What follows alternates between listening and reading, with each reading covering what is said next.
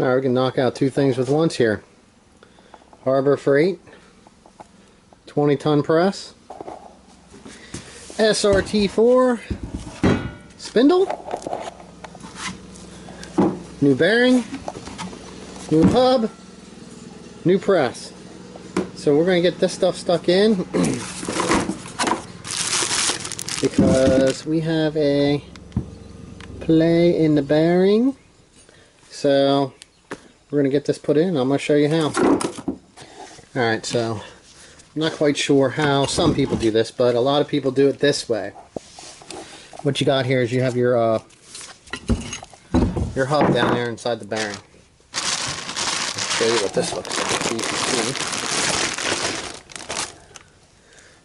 Alright, you can see that. That's what the hub is.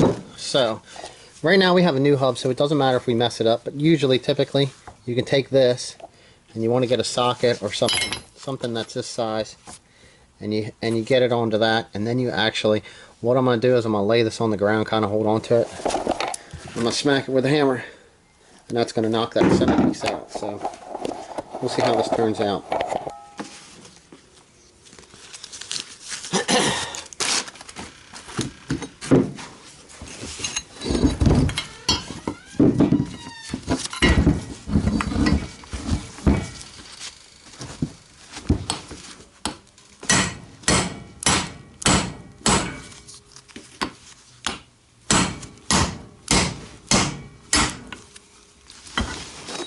You can see it's starting to move a little bit.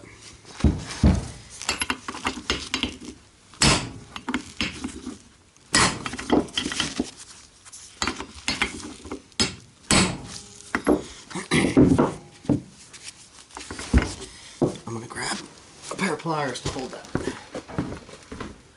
It's going to make it a whole lot easier.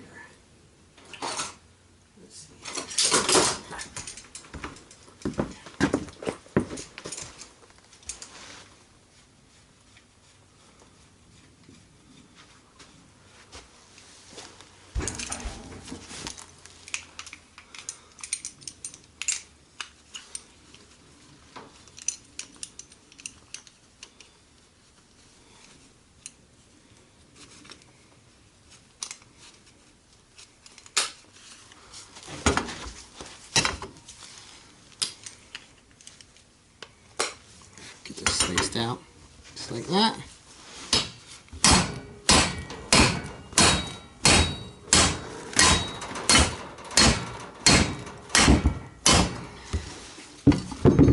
You can see that it's moving. The bearing is actually wanting to come apart on this a little bit.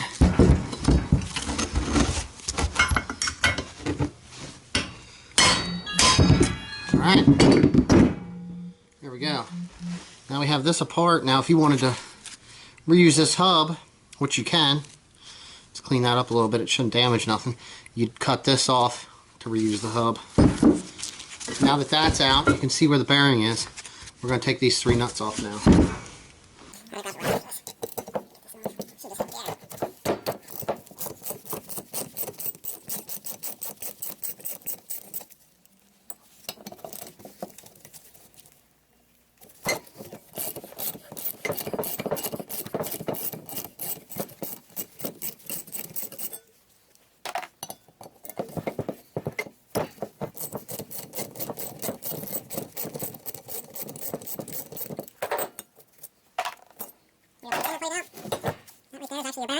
Alright, so we have the spindle sitting in here. Anytime you do this, you want to make sure that it's sitting somewhere where it's good and flat and level. You just can actually, if you have this in here wrong and you're pressing, you can actually bend or break the spindle. So what I did is I don't have anything large enough to cover the entire surface. So I'm catching this on the edge and I'm just going to try pushing on it and we're going to see what it does.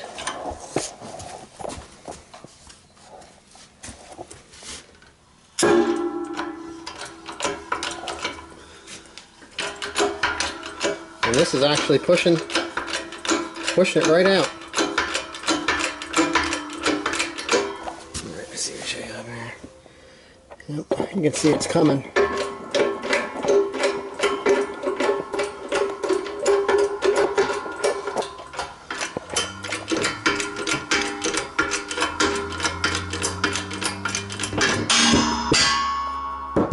There we go. There's your bearing. Old bearing's out of the hub now.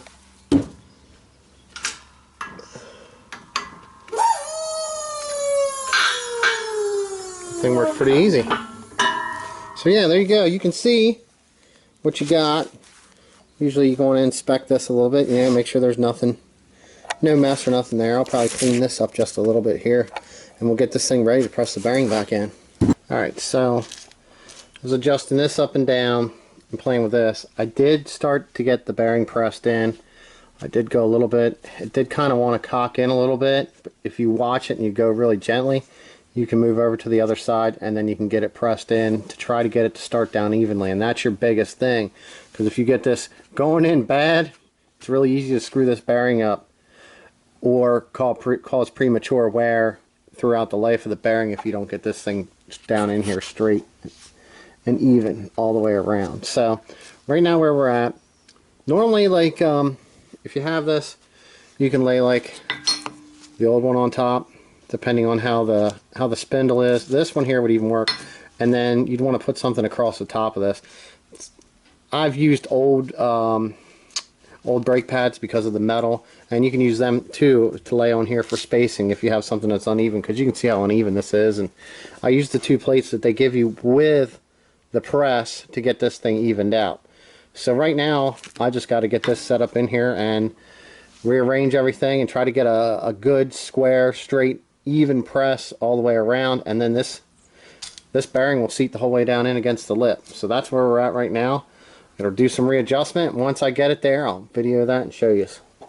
Alright, now this is probably not ideal if you're going to be reusing your hub, but I got this set up and I got 2 pumps on it here, and if you look, it is actually moving the lower bearing down into the hub, and that's what we want to accomplish. But like I said, this is just what's working for me right now. I'm sure if you have something different and you're actually doing this, there could be some other things that might work for you. So yeah, look, we're going to press this down.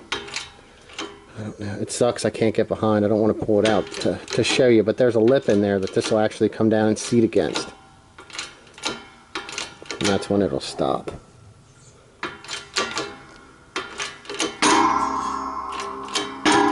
Yep, I'd say right there is where we want to stop. Yep, because it's just pushing. We'll pull this out and we'll take a look at our spindle to make sure that our bearing is seated the whole way down in. Yep, looks pretty good to me. Now, since we have this set up here, we're going to reinstall the plate. If you can see, I did clean this up a little bit. We're going to reinstall this plate. We're going to put these bolts back in. So just as easy as it came off, it's going back on the same way. We'll get this tightened up. Okay, so now comes the time of pressing in the hub. Now if you look down into here, you see this line in the middle. This is, it's one big race, but it's actually 2 separate bearings in here. You can kind of tell that by looking here. There's one set of balls on that side and one set of balls on that side. So when you're pressing down in the hub, you want to make sure that you have something supporting behind this ring here.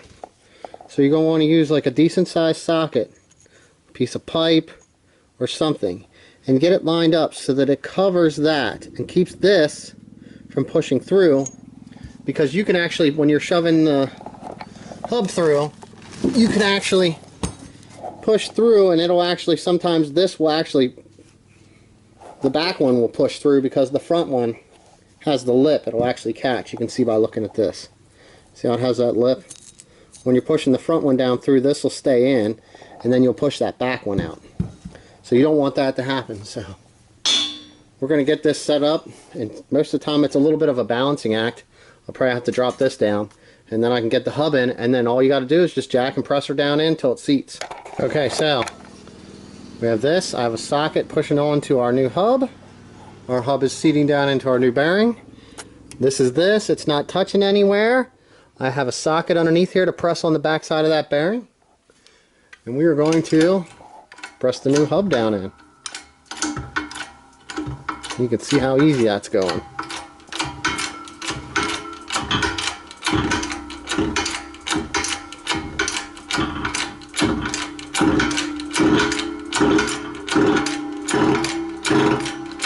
Now if you look, I'm guessing this right here should pretty much touch down in there. So that's how far we're going to go. Hopefully we have enough here. Because sometimes you can run out of room here and then you got to figure out something else to stack in here, and that just becomes a mess.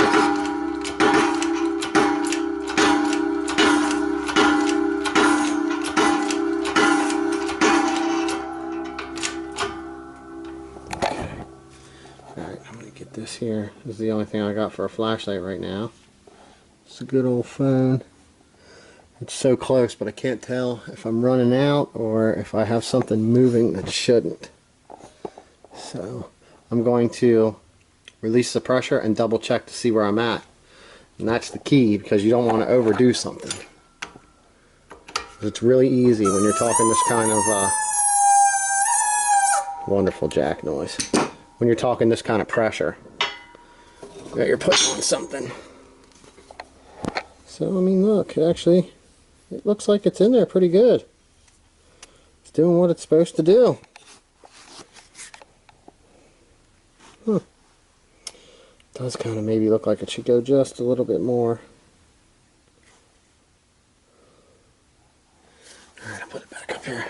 I'm gonna try hitting this thing again and see if it moves. Alright, it seems like it's wanting to move here a little bit. Well, I guess that was the last one. But you can see it's down now the whole way. There's no room in here, and it's down one. Maybe I need to get you a little bit light in here. Can't tell. Alright. You can see that it's now the whole way down. Alright, let's release this off of here.